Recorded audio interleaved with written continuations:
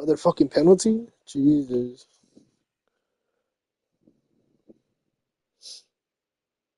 Nigga, why the HyperX is so mad expensive, bro? I'd rather get these bitches used. So I'm about to go to the pawn shop again, bro. Nah, go.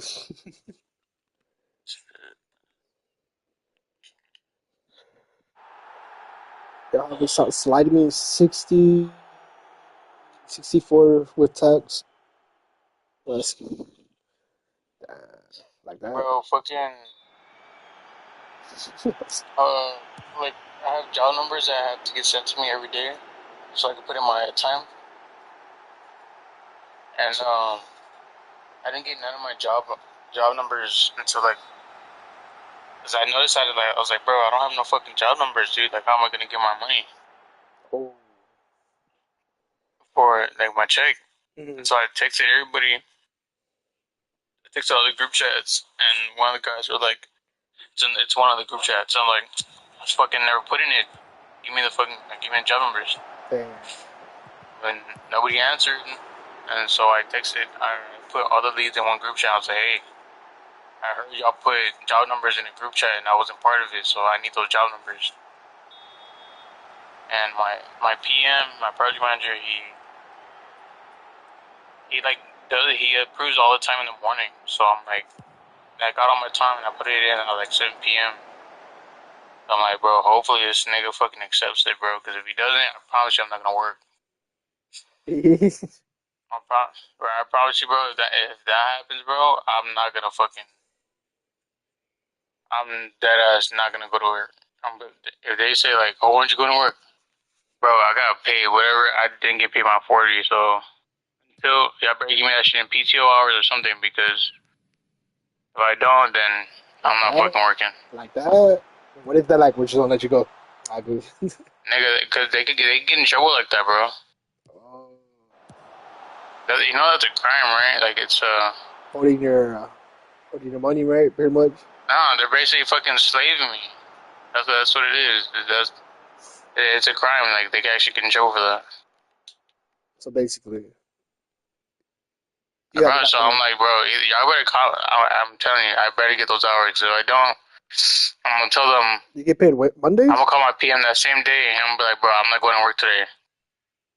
Y'all niggas supposed to give my hours, and I only got this amount of hours, and I put in my time. Remember putting my time in, so y'all better compensate me with more money in my next check, or give me that in PTO hours. Because if I don't, then I'm not gonna work until y'all pay me Shit, like that.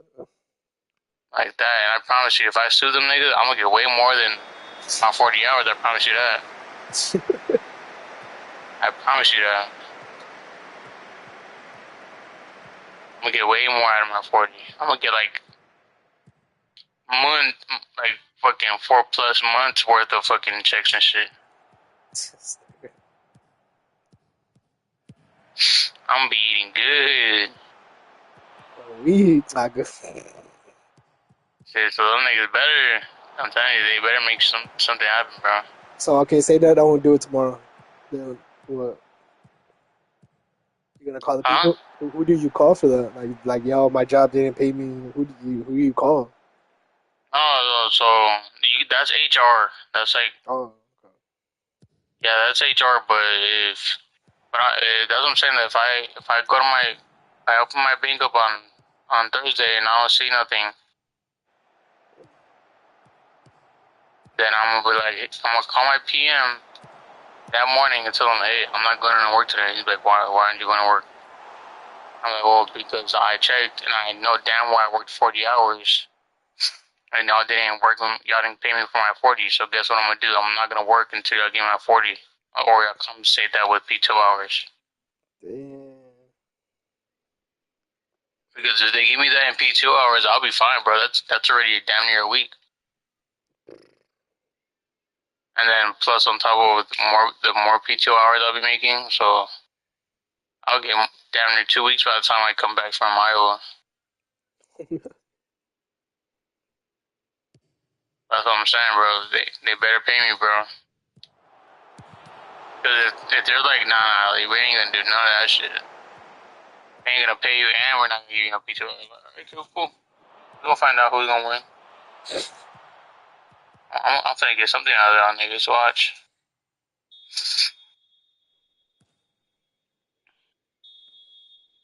And the people who are gonna be at fault are the people that are sending out the job numbers. Because they're supposed to be sending them to us. No. But they forgot to add me to a group chat. But that's what I'm saying. They should remember to add people. They forgot to put me in it.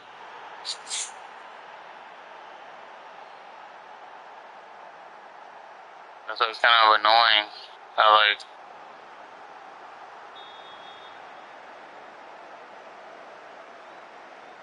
Get that bread, nigga. Get that bread. Tell them.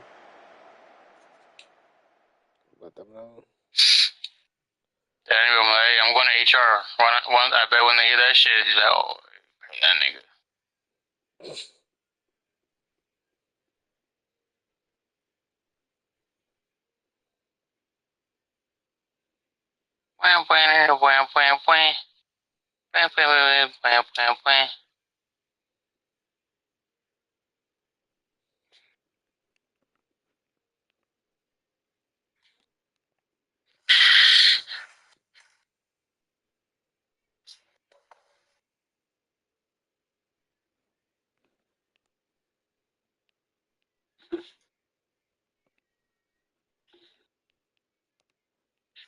It will also be badass too if they'll be like, yeah, be like, nah, we got you, and then you don't have to work for a week. We'll just pay you for it. Like, I bet say that. Fuck out of here. They would not do that. I'm telling you, bro, they better figure something out, because if I don't see that 40 on my check, they're fucked. Because they better not be like, well, that's your fault, bro. Like, nah, hell no, nigga. Because y'all niggas are the ones that be sending out job numbers. Hey, y'all niggas send this to them all day on Saturday, Sunday morning, nigga. Like, fuck no, that's not our fault.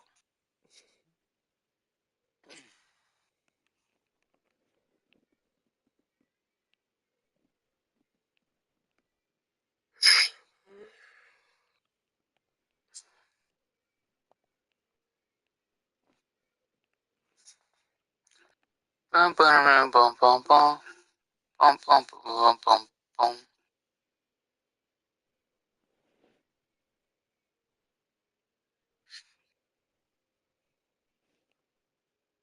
What you doing right now? Okay. Damn. That boy grinding that bitch. Nah, I'm playing the theater, bro. That boy grinding that shit. What's- That nigga Brian got in your head or what? Nigga's like, that's I feel like I'm already better than that nigga, bro. All I need is a fucking building.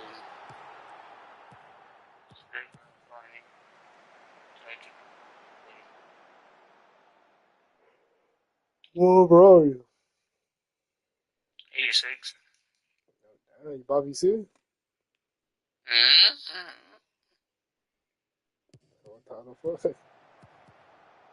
Grinding that bitch? I got leftovers.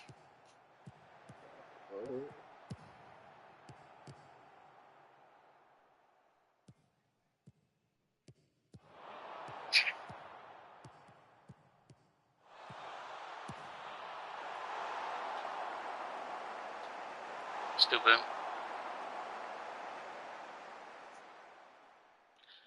Stupid.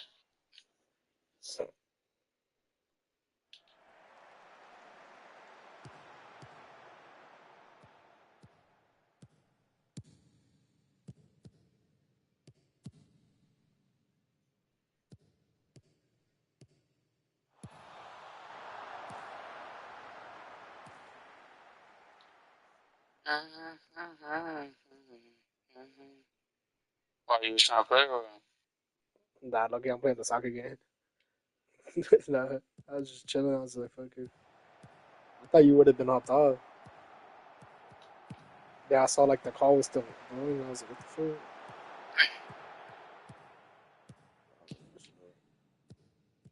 Nah, Nah, but yeah, that No, episode I was was laying trash. down low key. I was already like getting tired. Yeah, so I like shit my book and like look up on my TV and I see you're fucking on. So I was like, oh, I'll get back on. Nah, yeah, because I'm debating if I should go to sleep at 12 today or go to sleep at 6. I don't know. Six can do what, nigga? Fuck us, you gonna do six. I'll just play the game. Oh wait.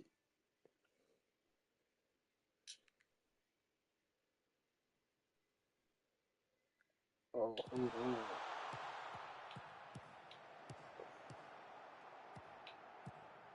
I think I have an interview. No, I got pre-hired today. In the morning? Not one. Let's see, I got it somewhere right now. Mm.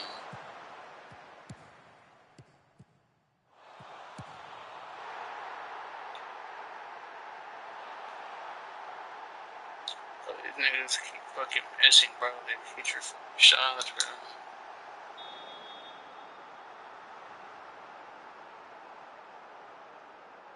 Oh, I was at 12:30 today.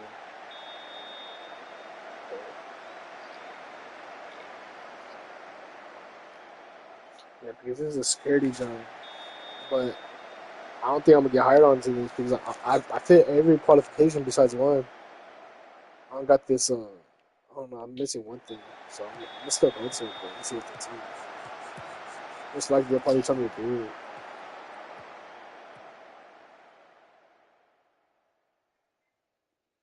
bro, my teammate can't fucking shoot for shit.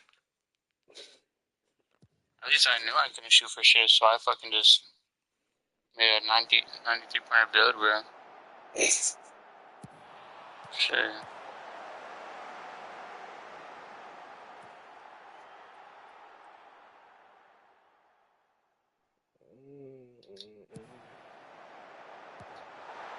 Bro, they scoped that. Bro. Oh, bro, what the fuck is that stupid ass jump, man? Oh my god. They still got dumbass animation like that in this game, dude. Like all this trash ass nigga gotta do is fucking make threes, bro. This thing's smoking. Smoking mid ranges, smoking everything.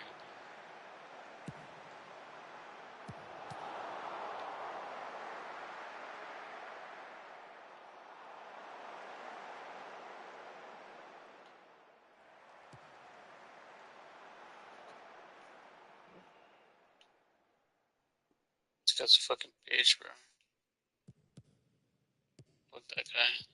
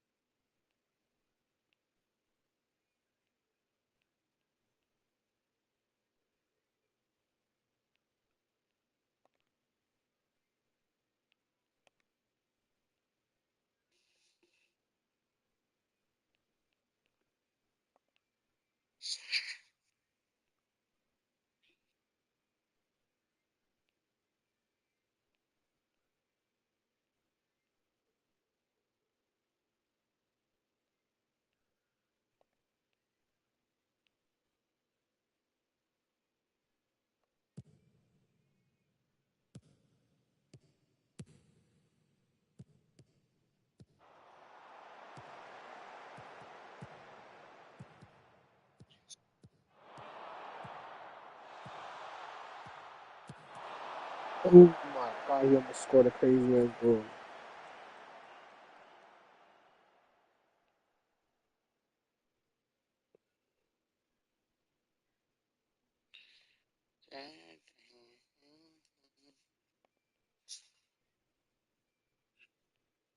Bro, I don't know why with my build, bro. I just guard fucking centers, bro.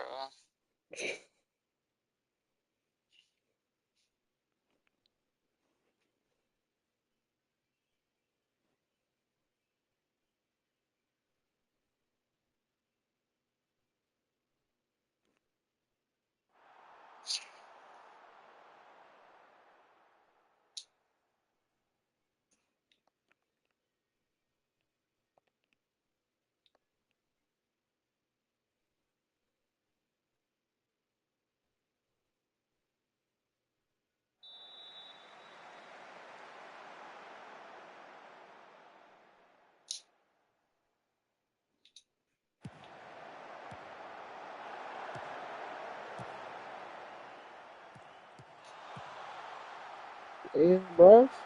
Oh my god, pass. Pass. Put that in the middle. Oh my god, it's free. Nigga score, nigga. Let's go.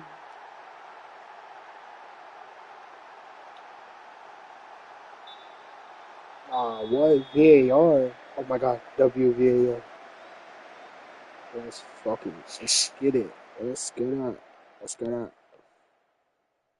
Let's get it.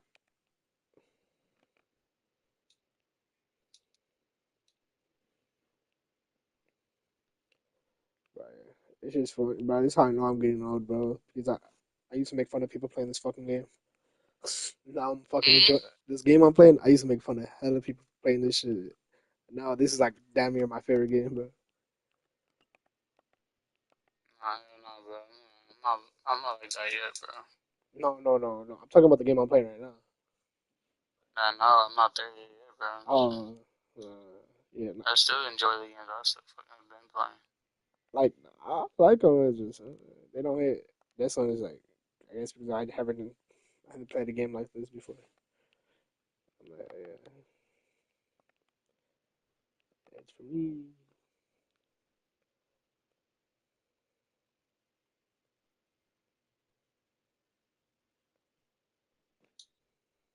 Oh, bro,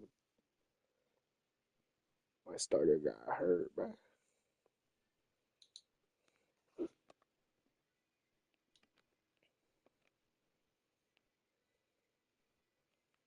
Fuck. How did he get hurt?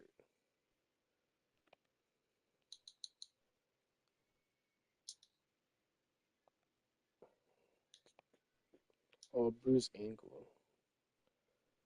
Damn, that's tough.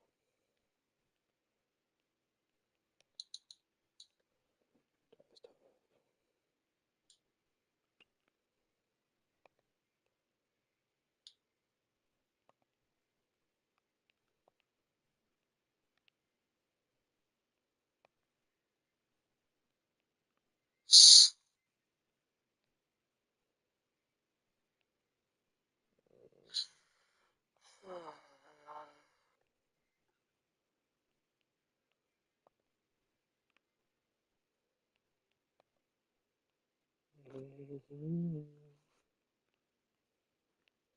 I just want to see, bro, if I can get some fucking.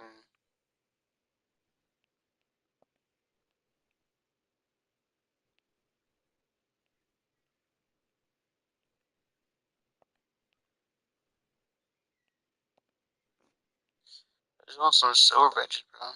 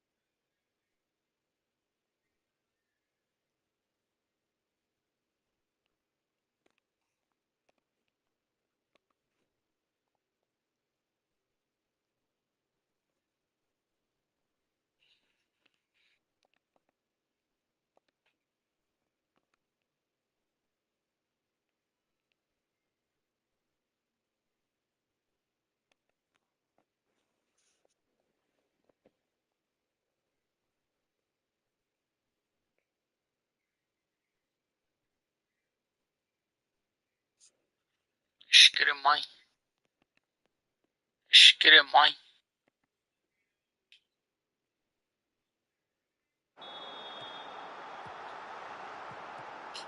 Wait, bro, it's okay.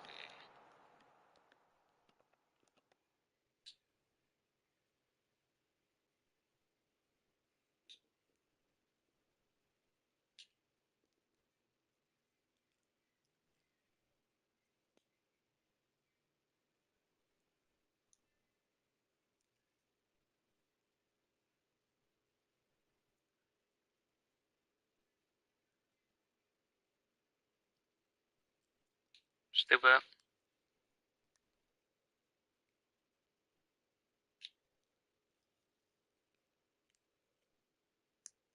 Alright, bro. Fuck. I'm gonna let you go though, bro. Just watch YouTube and just play this shit until I get tired. Alright, bro. You gonna be on tomorrow or not? Yeah, probably, bro. Alright, bet. Alright, bro. Alright, bro. Take care. GG.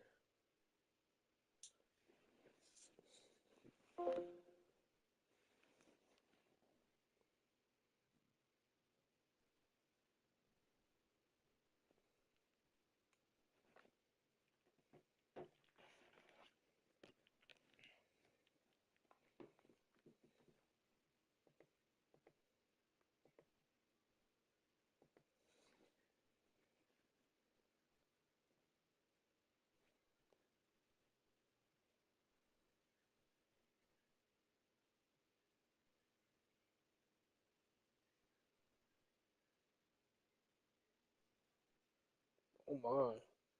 We're going to be talking about the UAE and naturalization overall in this video. The UAE are going to be the main country that I discuss, even though I fully acknowledge they are not the only country that naturalizes players, but I do think they're one of the worst culprits of what I'm going to call over-naturalization. This was inspired by a tweet I saw from the Asian Games. Shout out to those guys. They do really good work covering Asian football, so make sure you're following them if for some reason you aren't already.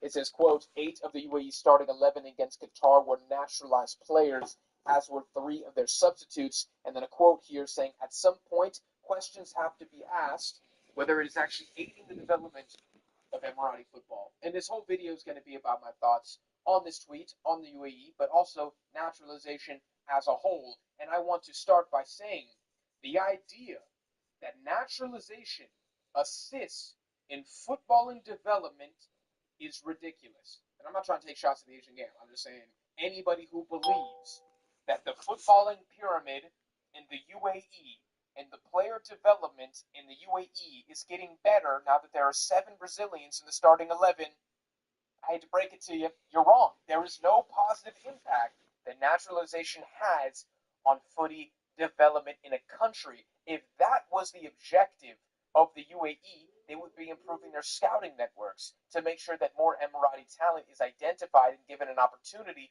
early on in the process. They would be investing in better education for Emirati coaches, making sure they know the latest on sports science, tactics, strategy, all that good stuff. They would make sure that the FA has a clear and organized goal at all levels, U17, 20, 23, and the senior team, women's football as well. And perhaps most important of all, they would be investing heavily into footballing academies such as Qatar's Aspire Academy, which I will be circling to later in this video because I feel like it's important. Before I go any further, if you guys want to see more videos about Asian football, or you just want to see me talk about some of the latest developments in the world of football, maybe not necessarily related to Asia, make sure you subscribe. And if you guys want to see more exclusive content about Deadball TV, more one-off videos that I don't drop on the YouTube, you can subscribe to the Patreon. Everything is in the description of this video. A lot of people, I think, are scared to talk about the process of naturalization because I feel like it's a taboo or kind of like a sticky subject. And that's fine. I'll go ahead and be the bad guy. I really don't care. I think naturalization is largely a cancer on international football. And if it's not to be fully eradicated, it must be limited and pulled back significantly as soon as possible to protect the integrity of the game. I'm a person that loves international football more than club. It is not even a contest to me. And I see this naturalization as the attempt of different countries to essentially cheat the game, to cheat the system, to circumvent rules in an attempt to obtain a sporting advantage. And I think that's a load of BS. So that's why I'm calling that out in this video. And I'm focusing on the UAE in this video because they are the most significant national team that are the worst offenders of this. And you guys in the comments, let me know how you feel about naturalization. Is this something that should be allowed? Should it be restricted? Or should it be outright banned? I would love to hear from you guys. The greatest irony about the UAE, in my opinion, is that the greatest period of Emirati footballing success was before the naturalization even started. Y'all, this is maybe something that a lot of people don't know about because you're not obsessed with Asian footy. You don't have a mental disorder like I do, and you're not watching 2011 Asian Cup reruns on YouTube, okay?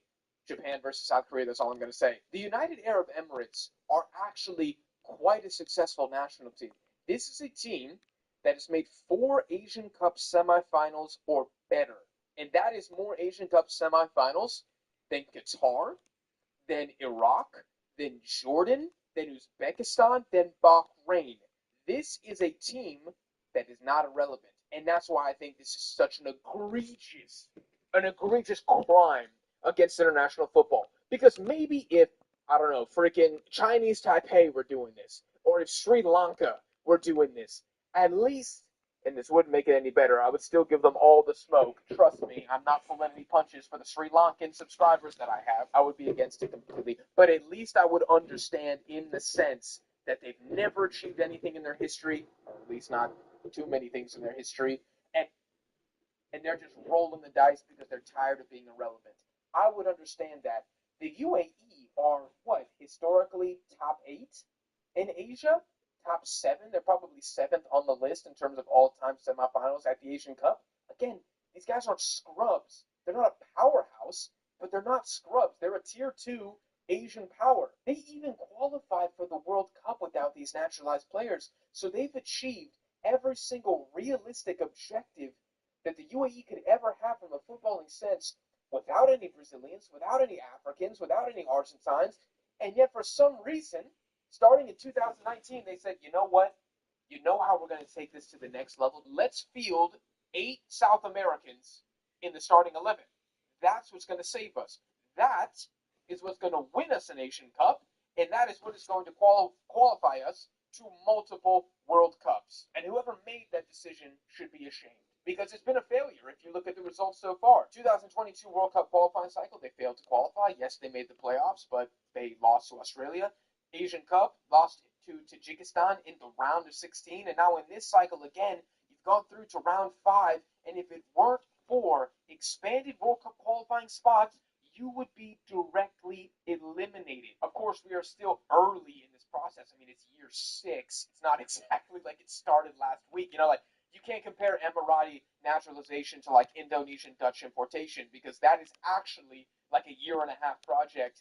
Whereas the Emiratis, yeah, this is year 6. We've had a decent amount of sample size. We're talking about 2 World Cup qualifying cycles in a major tournament. And you know what? I am glad that this isn't working, because you know what's going to happen, y'all? If these Brazilian and Argentine and Cote d'Ivoire players start winning things for the UAE, oh, it's done. Oh, football is absolutely cooked. And the cooking is going to start in the Gulf.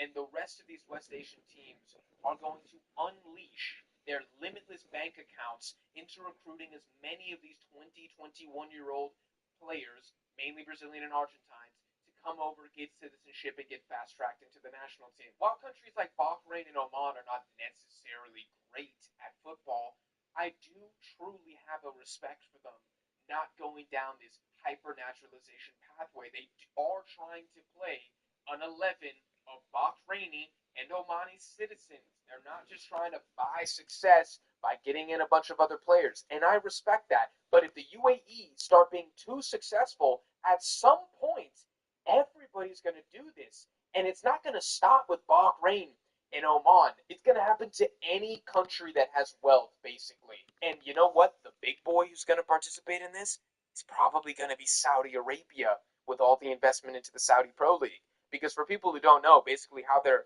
pulling this off is they're essentially going and finding, 20, typically very late teen, but early 20-year-old Brazilian and South American guys, and paying them a huge salary to come over, with the promise that after 5 years you'll be able to represent the national team. That's how they're convincing them to come over. Which, very quickly, from the side of an Emirati fan, like, how do you guys feel about this? Does it not bother you that these guys genuinely do not give a shit about your country whatsoever? They're probably not culturally assimilated. How many of them are fluent in Arabic after 6, 7, 8 years in the country? They are mercenaries. You are paying mercenaries to wear your country's kit at a World Cup. Is that really filling you with pride? Why? Why does this give you pride? For me, I would be so ashamed. I really would. I would be embarrassed. I would be embarrassed if this was happening. The point of international football is to have a physical embodiment and representation of everything in the country. economy, cultural factors, play style, language, temperament, everything is supposed to be wrapped up into those 11 guys that go out there and play a sport. That's what international football is. And if you have 8 out of 11 guys speaking Portuguese as their first language, maybe they don't even know another language, and they're wearing your kit, they're not representing you. The sun has gone down, but I'm going to keep spitting, and I'm going to end the video by talking about Qatar very quickly, because they are not only the UAE's arch rival, but arguably the first domino that started this whole freaking naturalization process to begin with. And I'll say, my 2 quick fixes for this, I have option 1, option 2, you guys pick down below. Option 1, you have a maximum of 3 naturalized players in the entire pool. Period. Or maybe not in the entire pool, in the entire call-up. 3 players. So choose wisely. The other option is you get to naturalize 2 players every single World Cup cycle. So hypothetically, after 3 cycles, you could have 6 naturalized players in the team. That would at least slow it down, and also it would probably slow it down so much that these teams wouldn't do it so much, and you wouldn't be able to abuse it. Let me know if you like option 1 or 2. But I feel like with Qatar, at least what they tend to do with guys like Akram Afif, who's their greatest ever player, maybe the greatest Asian player of all time, is he was born in Qatar, firstly. His dad's Tanzanian, his mom's Yemeni, but he was trained in the Aspire Academy. And the Aspire Academy's importance to Qatari football cannot be overstated. It is extremely, I mean, it basically built the super team that they had from 2019 to 2023. That Qatari team was built on the back of the Aspire Academy while training guys like Almoz Ali, who's Sudanese, who moved to Qatar as kids, as teenagers, but at least their footballing education was Qatari. So I'm honestly pretty okay with that. Like, if I don't know, if a guy's born in France and at 10 years old, he moves to the UAE and his entire footballing education is Emirati, I got no problem with that, because you're bought into the culture. Your play style is a representation of the Emirati footballing paradigm, pyramid, whatever, the P word. So for that reason, I would be okay with it. But it seems like with the UAE, yeah, like I said, all these guys these are full adults. I did turn on the light because I was starting to look really bad, and this doesn't look much better, but it's okay. I think we've reached the end of the video here. I have nothing personally against the UAE, and in fact, there's quite a few Emirati players that I really like, and they're one of the biggest losers in this entire thing. Yahya Al-Ghassani, Kareem Abdullah, Sultan up top. These are guys that should absolutely be starting for the national team. They're their country of birth, their own people, and they don't even get to play because their coach, Kosmin, is obsessed with South Americans who don't even play well when they get a chance in the team. It's just, it sucks for the country, it sucks for the fans, it sucks for the youth players, it sucks for the senior players who deserve more playing time, and they can't get it because there is going to be this foreign player bias, because, oh, he's Brazilian, he must be really good. Well, if he was really good, he would have freaking stayed, mate. Anyways, I feel like the polar opposite of the UAE is Uzbekistan, and that's really the model that should be followed. And it's not like the UAE doesn't have the money. I mean, of course they have the money. They could copy the Uzbek model right now. They just don't want to. They don't want to be patient. They don't want to play the waiting game. They don't even want to give their actually really talented players opportunities. Kareem Abdullah, guys, got benched for both games in round 5. I can't even believe it. It's really disappointing to just see the fabric of this national team eroded in half a decade. And honestly, I'm praying that they don't qualify. I'm praying that this fails so that this is reversed. And that, for the next qualification cycle and beyond, we're going to see, instead of 8 foreign-born players, we're going to see 8 Emiratis in the starting 11.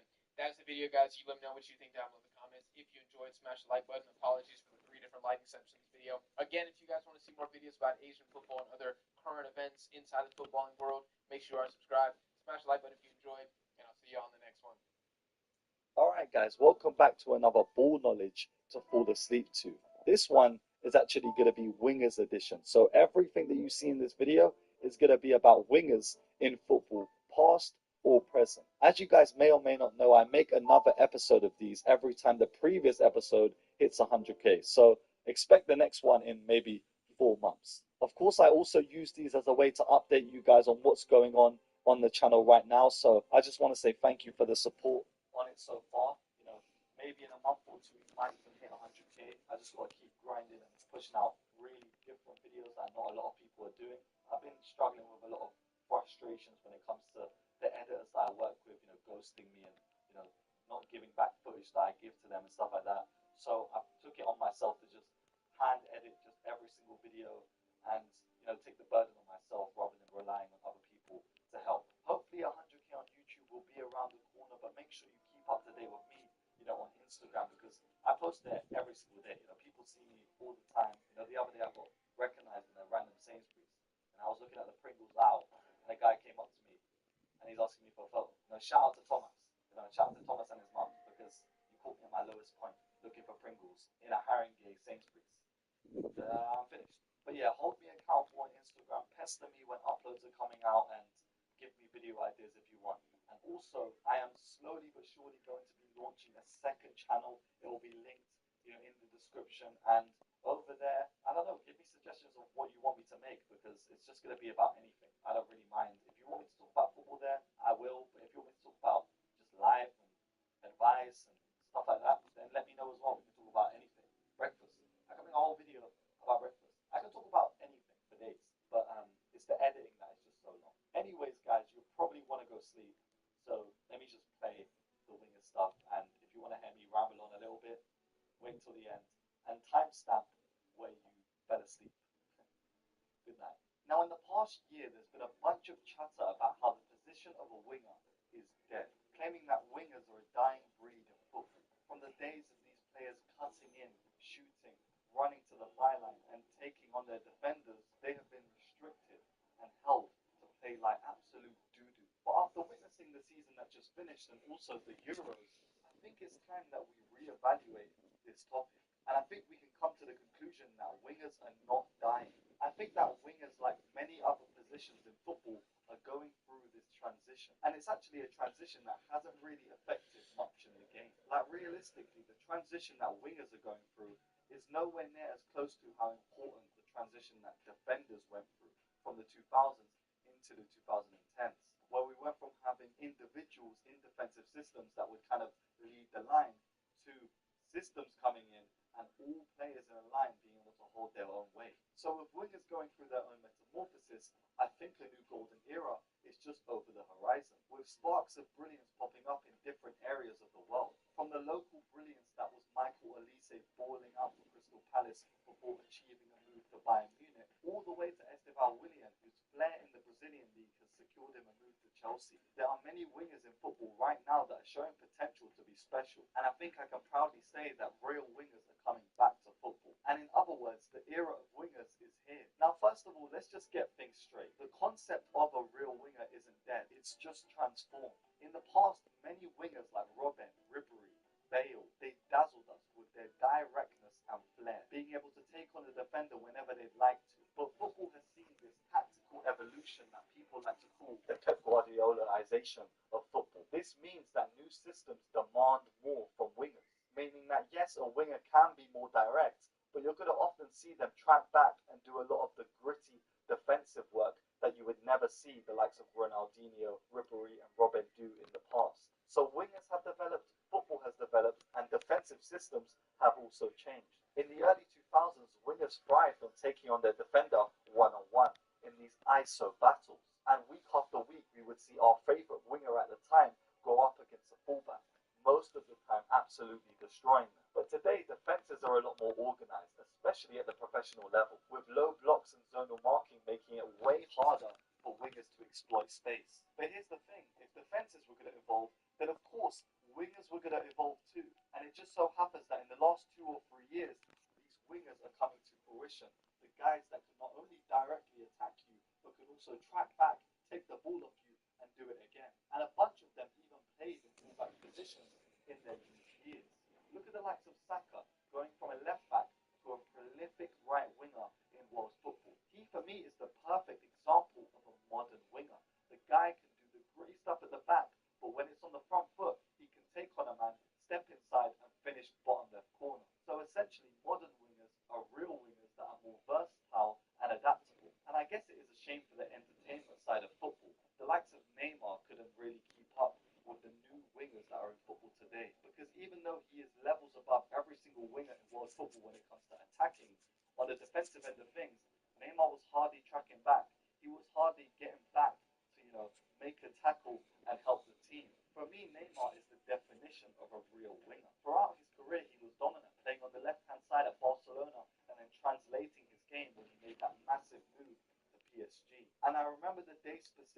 I said, you know what, this guy is my favorite player. It was 2013 and a young school Jib was watching the Confederations Cup final. Now Neymar and Brazil took on Spain, and if we were looking at these squads man to man, we were thinking in our heads that Spain were going to get this over the line. But one man said otherwise, and from the first minute he dictated the entire flow of the game. The way the pace of the game changed depended on the way he played. When he had the ball at his feet, it's like you were watching the game in slow motion. He was playing passes here and there, and eventually he got his goal. Neymar ran rampant, dominating the Spanish defense with the likes of Piqué, Jordi Alba, and Sergio Ramos. He was not only the star man, but the standout man in this team of Brazilian misfits. A Brazilian side that was reconstructing itself after having a golden era in the 2000s. But that did not stop Neymar Jr. from showing the world that he was not only a brilliant player, but a brilliant winger. Taking on his man whenever he could, pace in behind, could take the ball to feet, dropping in deep to help the midfield build up play. It was outstanding. And that week, I remember asking my mum to buy me some Hypervenoms. I wanted to play just like Neymar. As of recording this video, Lamine Yamal has created the most big chances in the top 5 leagues this season. And in my opinion, he has single-handedly revitalized this position with his raw on-ball ability, stepping up for both club and country at just 17 years old. And although he might not be at the level of the wingers I mentioned at the start of the video just yet, he is 17 years old and one of the sole reasons I'm making a video about this position. Spearheading this new era of wingers by being one of the best, most creative on-the-ball players in the world. He also is a clear leader when it comes to attempted take-ons in the top 5 leagues. Standing above all your favorite wingers, Lamine Yamal has attempted 227 take-ons this season. That is crazy. And when you actually compare it to second place, it gets even crazier. Because in second place is Jeremy Doku with 164. That is the difference of 60 attempted take-ons. And these are not take-ons where he's just getting 2-foot tackle. Lamine Yamal has a 49.8% successful take-on rate. So that means 1 in 2 dribbles are successful every single time. So if you somehow tackle him on the first attempt, on the second attempt, he's going to be leaving you munching, dirt, on the grass, maybe put you in an early burial because he's not letting that slide again. Lamine Yamal has come onto the scene and displayed this raw, ruthless ability. And for me, the only other player that I've seen come close in recent times was young Kylian Mbappe, when he was taking on Argentina, winning the World Cup at 19 years of age. This is the only player that I can really compare Yamal to. And even then, Mbappe was aura farming in the French league. He was at Monaco, then moved to PSG, and the whole time he's in a league that isn't the most competitive. Too competitive, it's good to be competitive. But Yamal is different. This is a new kid on the block, and he is just taking it there to anyone. It's on sight. Doesn't matter if it's Real Madrid. He is going to bury you. And what I really love about his play is that he's a creator first, an original type of winger. He's not someone that is always looking for goal. Most of the time, he's looking for pass. And it just shows in his stats so far this season. In La Liga, he has 11 assists and 6 goals as of making this video. Now, from a winger that recently spawned into this universe to one that has been around for years, a timeless player that honestly, would I really consider him a winger at this point? Or is he a wide forward? Is he just a forward? There's no point making a video about wingers without mentioning Mohamed Salah. Leading in goals this season in the top 5 leagues and assists, Mo Salah is showing that it does not matter what age you are, you can still ball out on a weekly basis. And even though this guy has suffered L's this season, one against Newcastle in the Carabao Cup final and against PSG in the Champions League, that does not take away the fact that he has absolutely dominated the Premier League this season, to the point where people were calling off the league back in February. Salah is one of these players that completely influenced the role of a winger in modern football, redefining their expectations with his goal-scoring prowess. But that doesn't take away any of his ability to create for his teammates, because as you can see this season, he nearly has 20 assists in the league alone. Traditionally, wingers were tasked with delivering crosses into the box, but after the appearance of Mo Salah, under the tactical system that Klopp had, him and the likes of Sadio Mane completely redefined this role, making them kind of a threat to the opposition in a more goal-scoring sense. And despite being nearly 33 years old, he is on track to have one of his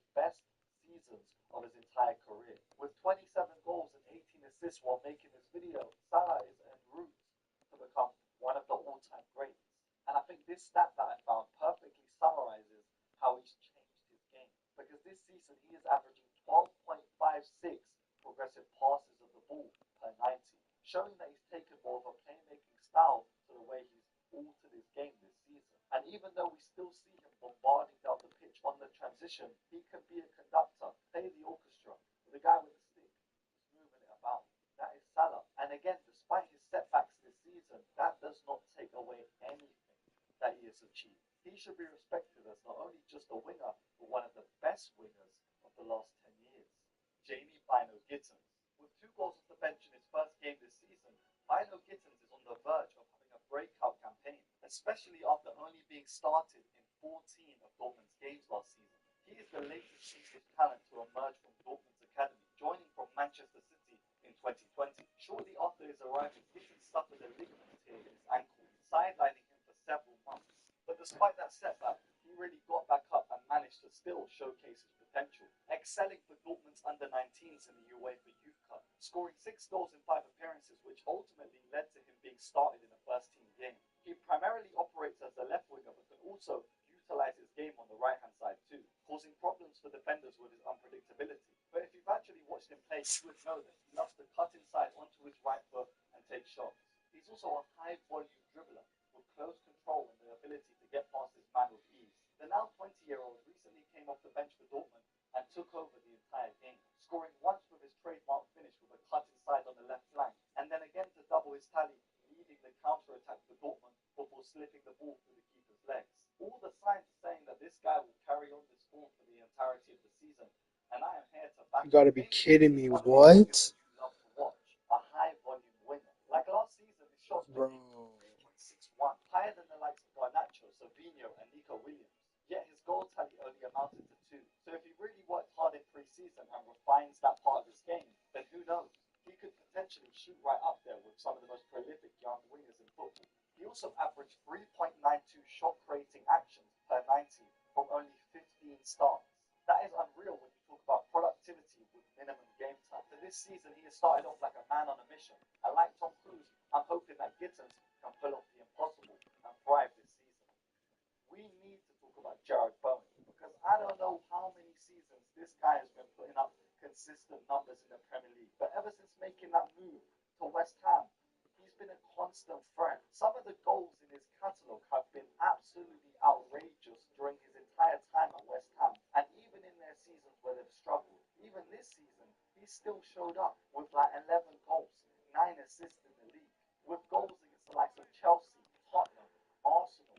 He scored 2 against Manchester United this season. This guy doesn't really care. He can be technical and, take on a defender and also slot it in. And he can also take you down the line. Jarrod Bowen constantly is one of these players that just gets completely overlooked.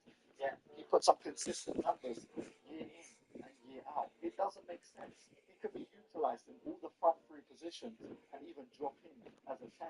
He's fluid, relentless, and has a work rate of a player that is playing for a lesser team. He is going to press the defense. And again, he is one of the most underrated wingers in the league by everyone, but of course West Ham fans. If you're a West Ham fan watching this, you know how much Jarrod Bowen means to your club. Now, Karim Matoma is a left winger of Brighton Hove Albion in the Premier League, and this guy is one of the best 1v1 wingers in football, and full stop. That's it. And he's one of these wingers that has a goal catalogue to die for. For the last 3 years, he's just been balling. For the last year, he's been balling, and you just see these little moments of individual brilliance, like his goal against Chelsea when Brighton won 3-0 this season. He is one of the best first touches in the Premier League, and an amazing ability to go from 0 to 100 in a 1v1 take-on scenario. He also can adapt well to play defensively, and has been used as a wing-back before under Graham Potter at Brighton. And even since Brighton have gone through so many transitions with players coming and going, Mitoma has been a constant that has offered you attack and defence to die for. This season, he's put up 10 goals and 3 assists in all competitions. And again, he's not one of these players that you can really look at the stats and say, this is how good Karim Mitoma is. It's his in-game ability to just dictate the play. And if I'm being honest, while I've been speaking about Karim Mitoma, it's opened up this bigger topic of all the underrated wingers that are in the Premier League right now. Brian Mbeumo is a winger that is playing for Brentford and has got 18 goals and 8 assists this season for Brentford. You know, I only heard that Brentford existed last year. I didn't even know that this was an area in London. You know, ever since the departure of Ivan Toney, this guy just stepped in like, I've been here all along. Even though I look 32, completely bold. I'm 25 and I still got promise. You've also got Newcastle. Anthony Gordon on the left-hand side. That, again, when I see him press, I'm impressed because he shows that aggressiveness that someone like a Martinelli of Arsenal doesn't have, the willingness to go and get the ball back. And he also puts up some decent goals and assist numbers. You've also on the other side got Jacob Murphy, who's been, you know, a creative hub for Newcastle this season. And despite him being at the back end of his career at Newcastle, and, you know, they could probably improve on that side, he's given you steady numbers and he's given you performances. In the Prem, we've also got a Noni Madueke. And despite Chelsea being, you know, a bit topsy-turvy, shaky, Noni is, again, one of these 1v1 specialists that has one of the worst end products ever. But again, with time and consistency, he can be there doing it on a weekly basis. Manchester United also have Amad Diallo, who is just recently coming back from injury and taking over the games. I saw him the other day in his cameo against Athletic Club in the Europa League, where Manchester United won 4-1. I saw the way he was playing, with fluidity, taking on the man, aggressiveness, directness. That's what Man United need. That's a real winger. Savio, underrated season with some decent numbers. This guy is 21 and this is his first season in the Premier League, and he's provided Manchester City with 10 assists. And they've also got Jeremy Doku, someone that I once claimed to be the second coming of Ronaldinho. Maybe I went a bit overboard there. But Doku was up there with the likes of Lamine Yamal and Nico Williams for, you know, attempted take-ons, with a 45% successful take-on rate. And this guy is constantly, you know, abusing wing-backs in the league. It doesn't really matter if he comes on for 5 minutes or if he starts the game. He's going to terrorize the wings of the pitch. But let's just calm down with this Premier League glaze. Premier League heads, all they talk about Premier League, Premier League, Premier League, Premier League. Well, Ligue 1, French League. They have some wingers too. All in France is the PSG. The rest is finished. We have to talk about the wingers that PSG have at their disposal. Because this team have Bradley Barcola, Ousmane Dembele, Desiree Doué, and Kavicha Kvaratskhelia. Bro, this is not normal. There are clubs in football that would die for one of these players. And they have 4 of them that are all interchangeable, all operating in alternate positions on the pitch. Dembele is being deployed as sort of a centre forward and is having his best season of his career. And in 2025 alone, he scored over 15 goals. That's not the 2025 season. That's since the start of the year, with big performances against the likes of Lille, Marseille and Lyon. He has hit a peak that we all hope that he can sustain. And I spoke about it in a previous video, but again, he's one of these players that has always had the talent. He's always had the ability, but when push comes to shove, he's never really done it. But now he's in a system with all these other young wingers around him. He's looking like the elder statesman, and he's really being the role model in this squad. From being left out in the Champions League group stage against Arsenal, where they lost 2-0, to reforming his entire season, getting back in the squad, balling out, scoring goals, and now he has led PSG to a semi-final against Arsenal again. Bradley Barcola has also been flying high this season with 18 goals and 16 assists. At 22 years old, he's already filled the hole that Mbappe left on that left-hand side, moving to Real Madrid, putting up 34 GA as of making this video. But it's not just the goals, it's not just the assists. Again, it's the performances. Like his performance against Manchester City in the Champions League, where he was just toying around with these players. But I think what really impresses me with Barcola is that he is a traditional winger. He is comfortable to take you down the line, whether he's playing on the left flank or the right flank, keeping you on your toes all game and hugging the byline of the pitch. He can also beat players with ease 1v1 and get in behind too. And constantly when watching him play, he reminds me of a young Leroy Sané, just a bit more lanky and dangly, kind of like the Slender Man version of Leroy Sané. And on the other hand, PSG have another winger called Desiree Doué. Younger than Barcola at just 19, Doué has picked up 11 goals and 11 assists this season. And he is another one of PSG's wingers that has just displayed his brilliance constantly when given the chance. He has been widely compared to Neymar just based on his style of play. And although I think that's a bit of a stretch, you got to calm down a little bit, Desiree Doué does have what it takes to probably make it as an elite winger.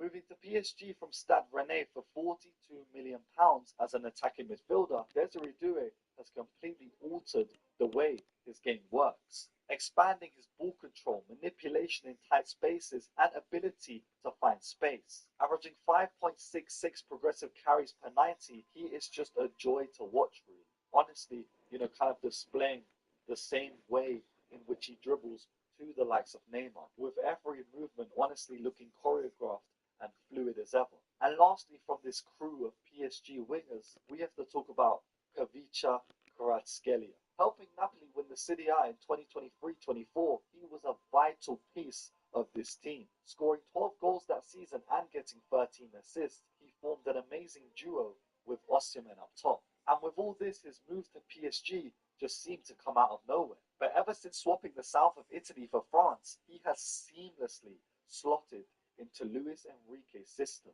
Not the most clinical winger of all time. What I really like about Khvicha is that he is a high volume shot taker. And I think the perfect example of this came against Liverpool in the Champions League, where he displayed that every time he got even an inch in front of the goal, he was popping shots and making things happen. And it wasn't just against Liverpool. In the next round against Aston Villa, he scored a brilliant goal, displaying all abilities of a really classic winger. But these four wingers are clearly balling out for PSG this season. They've already won the French League. They're still in the Champions League. And if one doesn't step up on the night, another one will. Michael Olise is another winger that we must talk about. And even though he doesn't do a lot of talking, I'll do it for him. Michael Olise is a chance-creating merchant, and maybe it's because of his history as playing as a number 10 for Reading. Before his move to Crystal Palace, this guy was prolific and actually was the best player in the Championship at one point. Coming off an injury at the start of the season, this guy played like he had a point to prove,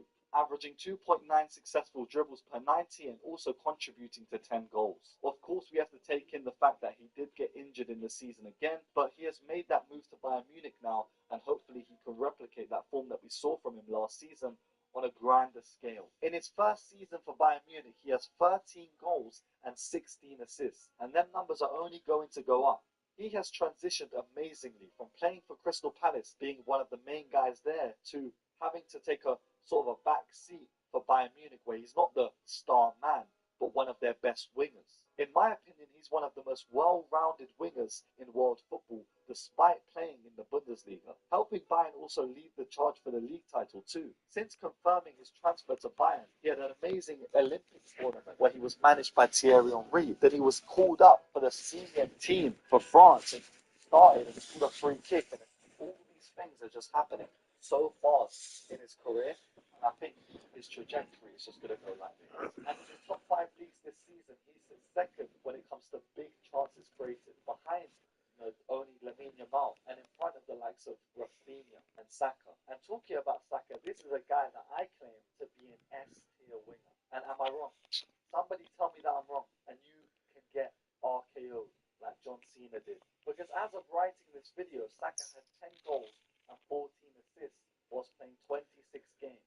And since writing this video, he has played 2 legs against Real Madrid and turned up in both of them. In the first leg, created both of the free kicks that Rice actually finished off. And in the second leg, he was the main man. And before this tie with Real Madrid, Saka was injured for 122 days.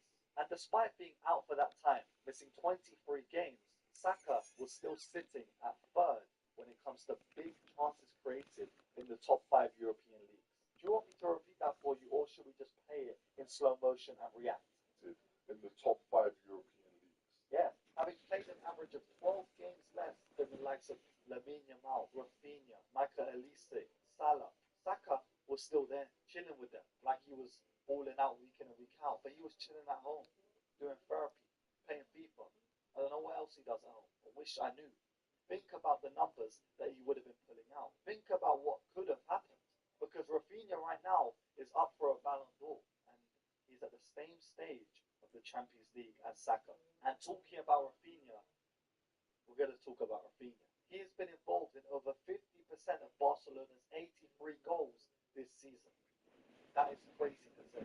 He also has like 15 goals and 5 assists in the Champions League alone. With a strong case for him winning the Ballon d'Or this season, we will have to see how it all plays out. And from a winger that could win the Ballon d'Or this year to a winger that maybe should have won the Ballon d'Or last year, we have to talk about Vinny Jr. Now, I feel like every Real Madrid player stops and just completely down after this season. But can I really blame Vinny Jr.? No, not really. Because despite him having a very poor season, he's got 19 goals and 13 assists. He's still given you the numbers, but he just hasn't given you the moments. And I think it's because all the spotlight has been on Mbappe. But just remember that Vinny Jr. is still that guy. He was Mr. Champions League last year and has been carrying Real Madrid, of course with Benzema, who eventually left, but this guy was a real pioneer for, the transition period that Real Madrid went through. And fans turn on him just like that. Everyone turns on him just like that. But I can guarantee you that he is not done. We also have Newcastle's underrated duo of wingers. Nobody really thought I was going to talk about these two, did you? No one thought that. No one thought that. No one even wants it, I bet. And honestly, this next winger that you guys have begged me to talk about, in my opinion, it's not a winger. Ryan Cherki of Lyon could be one of the best 10s in football. And what I mean by 10 is an attacking midfielder. I don't think he is going to be a right winger. I think you need more dynamism on the flanks of the pitch. But going forward, if he just takes up more of a central position, he could be utilized even more. This season for Lyon, he's got 12 goals and 19 assists in all competitions, being honestly a beacon of their creativity all season long. He's one of these players that can just pull out a bit of trickery. We saw cameos, against Manchester United in the Europa League, where everyone was watching him finally. But throughout the entire season, he's put up very solid performances. And my favourite of his this season had to be against Rangers in the Europa League, where this was probably my first time really watching him for him. And he pulled out 2 assists and was just pulling the strings like a puppet master. He was just playing about with the team. Lyon would win the game 4-1, but again, he was my man of the match. And in the group stage of the Europa League, he did the same thing to Frankfurt, where he scored 1 and got 2 assists again. Let's talk about the next winger. Rafael Leao. How could I not even really mention him in, the proper video to this? What's going on? Milan, in my opinion, haven't been the best this season, but Leao has still given you numbers. The 25-year-old has his entire career ahead of him. And, he does other things with his career. He has clothing. He also makes music. So, of course, maybe he wanted to just take a year off being one of the best wingers in world football. That's what I think it is. I think he just had a little chill year, gap year, but he's going to come back stronger next year. This season, he's given AC Milan 12 goals and 13 assists in all competitions.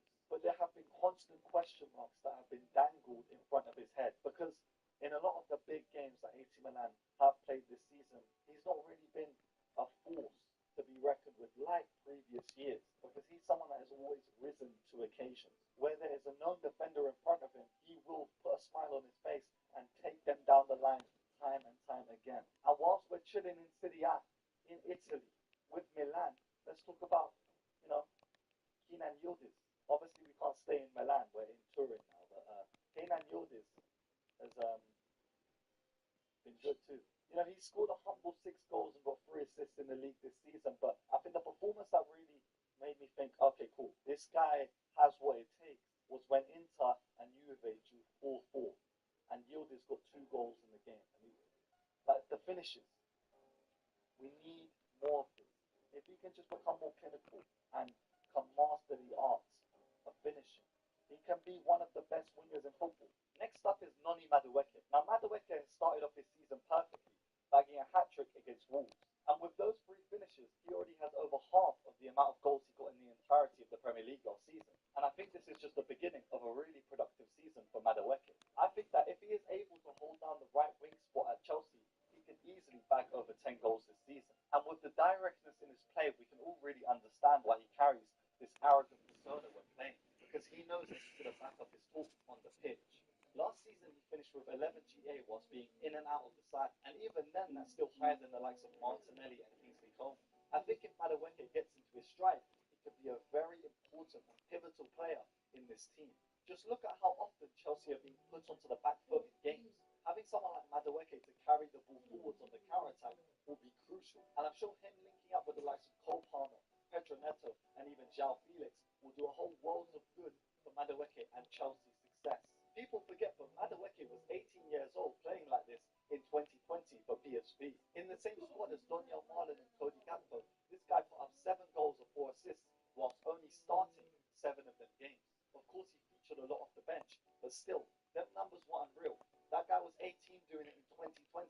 Now, he's of course going to, flourish in this Chelsea side where he can be one of the main men. Now, after re-evaluating my opinion on Rafinha, I've come to terms with the fact that he is an underrated winger, not only by football, but by me. I, like a lot of people, completely overlooked his output for Barcelona. Labelled by many as inconsistent, he has actually been a crucial forward for the likes of Barcelona and also Brazil. And I think it's because the football media world is just so loud. Lamine Yamal this, Bellingham that, Endrick this, Giv this. Standout players seem to get overshadowed by their younger counterparts. And of course, it's not like I watch La Liga week in and week out, but just seeing a handful of Rafinha's performances, you can tell that he has an impact. Not only seen through the eye test, but also statistics too. In the last year, he has averaged 5.28 shot creating actions per 90 minutes. That's insane. For context, the average for a winger is 3.95, with the highest echelon being Florian Wirtz, who averaged over 6 last season. Rafinha also totaled 7 goals and 9 assists in just 18 starts last season, playing 29 games, starting 18, and having 16 GA. I think it's time that I take a seat and start to respect this guy.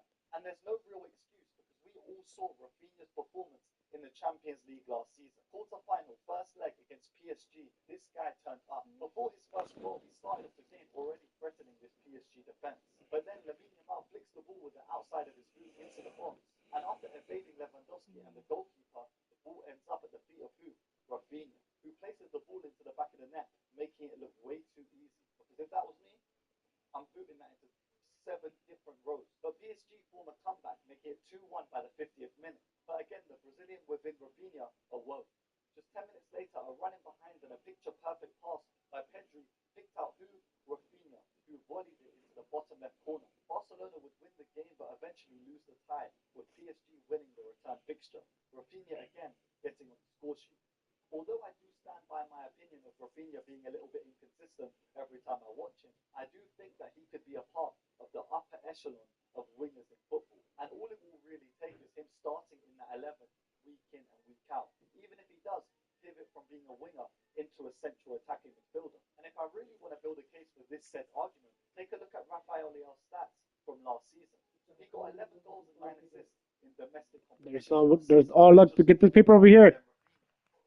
Noah. Now we're right there, get that. Having more of an impact off the bench. If he can just transition that, There's no toilet paper. then I'm sure Hansi Flick will have a role lined up for Rafinha week in and week out. We also have Nico Williams, who is one of my favourite players to watch whenever I get the opportunity to. Playing for Athletic Club in Spain, the brother of Inaki Williams is again showing that he is one of the best wingers in football. Grabbing 9 goals and 7 assists this season, Nico Williams is third when it comes to take-ons attempted in all top 5 leagues this season, behind the likes of Lamine Yamal and Jeremy Doku. Averaging 3.45 successful take-ons per 90, he clearly shows, whenever you will watch him play, that he is a vital part of Athletic Club's attack. And I think he's been showing it in the Europa League, where a lot of worldwide football fans will have seen him play. But he doesn't just ball out for clubs, he balls out for his country, Spain too, whether it's in the Euros, in the final against England, or even in the Nations League. He was one of the key vital players against Netherlands, with him scoring a goal in the game, but also creating the build-up that led to Marino's last-minute goal in the same game. Rodrigo of Real Madrid is also another winger that is very underappreciated by Real Madrid fans. And despite being absolutely ridiculed by an 18-year-old in the Champions League quarterfinals, Rodrigo has proven time and time again that he is a baller. He's not just a guy that is going to go and Mbappe. He's someone that can create an entire new legacy at a different club, scoring 13 goals and 9 assists this season whilst not being the main threat in the attack. And since 2019, 19, only Vinny Jr. and Benzema have more goals than assists, clearly displaying the lack of recognition that he gets.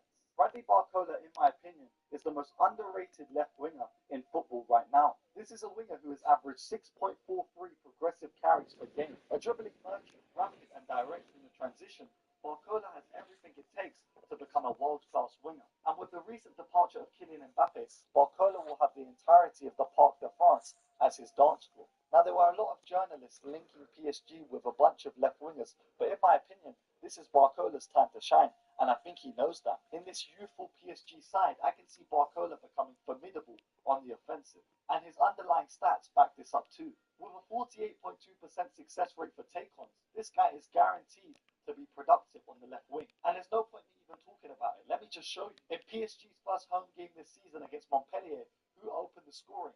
None other than Barcola. After a solo run down the left flank, you can't make this up. And he went on to score another in the same game. The soon-to-be 22-year-old winger is destined for greatness, especially with some of the players that are around him in this side. And even though he combined for 11 GA last season, with more opportunity, these statistics will refine themselves.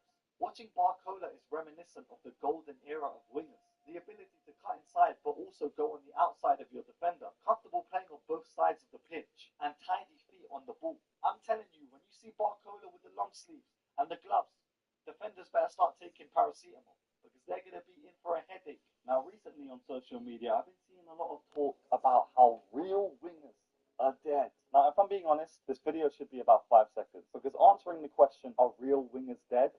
It's just a no. But look at the likes of Mitoma, Kavicha, Kvaratskhelia, Rafael Leao, Vinny Jr. All these players still exist. You know, they're still playing. So, real wingers are not dead. The winger. Playing on either the left side or the right side, their main job was to cut inside and be very direct with their play. Real wingers would take on their defenders at any given opportunity and really break them down during a game. At every opportunity, they were, trying to harass the defender by either running at them or running in behind to receive a through ball. But many years have gone past and football has developed. Defensive systems have got better, meaning that wingers have become less effective. Why have wingers become less effective? There is a very finite amount of real wingers in modern football at the moment. There aren't as many out-and-out ballers playing at your teams anymore because defensive systems have changed. Football has been modernized and has become way more defensively solid. Sorry for the S on that one, it was a bit. We have Grealish, Vinicius Jr., Kavicha for Napoli. These players have based their skills and the way they play on real wingers, taking on a defense at every given opportunity and linking up with the other forwards on the pitch when it comes to maybe past the 20-yard mark. Now, defensive systems being improved has caused wingers to go into their shell a little bit. We hardly see the flary, creative players like the likes of Ronaldinho anymore that are just taking on about 10 man a game, just rinsing people, leaving people in the dust. There is no player that is doing that. Once in a blue moon does Rafael Leao go on a treacherous run, taking on about 7 players. It doesn't really happen a lot, but he is still regarded, in my opinion, as a real winger. That is because teams are a lot more cohesive. Defensive units are required in every single team. And instead of winning games at the front with your attack, people and managers and coaches, they're focusing on the defense.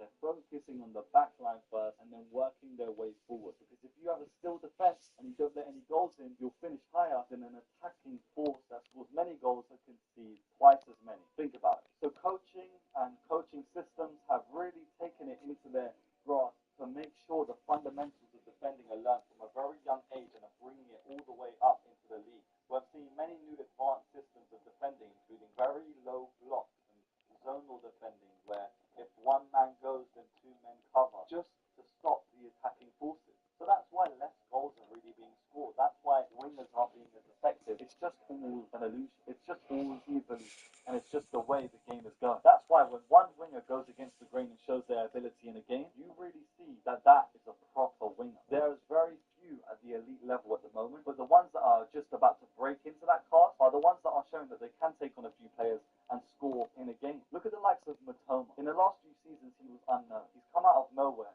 and broken into a Brighton team, being their #1 driving force and cementing himself as one of the best wingers in the league. Sooner or later, he is going to get a big move and become one of the best wingers in the world in his prime years of the likes of 27, 28, and 29. He is what plays his defender inside and out. Someone that can not only go left of his defender but can also go right. Someone that can not only come short but can also run in behind. He is an out-and-out winger, and he is my prime example for this video in terms of a real winger. Now, the reason why these wingers aren't as direct in games is because defensive systems have changed, and that is the simple answer for this debate of are there any real wingers anymore. This is stupid. It's very stupid. Why are we making emotional football reels and football TikToks of, oh, I miss the days of Robin and Ribery running the half of the pitch? When are we going to get a player like Ronaldinho that just takes on every single man and bangs it top bins from 30 yards? Do you know why he's a world-class player? Because he is one in a million. Wingers like Ronaldo, they don't come around often, bro. Just because there are a few real wingers in the world doesn't mean real wingers are dead. It just means that it's hard to see them, you know? Maybe go and watch like the Saudi Arabian League, then you might see a real winger there, because they ain't taking on 10 man in the Premier League. Imagine Saka trying to take on the whole of the Man City team and bang it top bins like Ronaldinho did against Real Madrid. Game has changed. The main priority for teams now is to not lose the ball. So wingers, most of the time, they're running at the defender, and then if they don't see an option, if they can't take their man on, and if they're being shifted to one side, they're going to turn back and they're going to pass it. Because the main thing being ingrained in players' heads is don't lose the ball, don't lose the ball, don't lose the ball, then just pass it off. That's why the likes of Saka, you'll see him drive at his defender a couple times a game and just pass it back, because he's not going to, try and take on this man and lose the ball about 8 times, because he knows what, the game plan is. There has been a game plan set up. So wingers aren't dead. Wingers have just changed. They have adapted, they have evolved, and there are a few that are at that elite level. This has been Gibbles with a football analysis session. You know what I mean? Am I even qualified to do that? Let me know in the comments below. Leave a like, subscribe, please. I'm begging that. We're going to blow, inshallah. And I think the last winger that I have to mention is Luis Diaz. Because when you talk about this feeling of Jogo Bonito and just playing with freedom, it doesn't matter if he has a bad game, a good game. He's always going to pull out some sort of flary trick to just amaze the fans. You know where the waters are in the front? You can give me 2 waters? He is shown to be Matter of fact, Chapo, go with him. If they just make Get 6. they keep a Diaz, but they get rid of a Jota, they get rid of a Diaz, 3 each. make a couple adjustments. 2 for y'all. He's also playing in front y'all want to get more? Bring like 6 or 8. left back right now with Andy Robertson on his last legs, and also Simicast doesn't provide enough. Bring like 6 or 8 waters. Are just slowly but surely coming back, and all they needed was some confidence.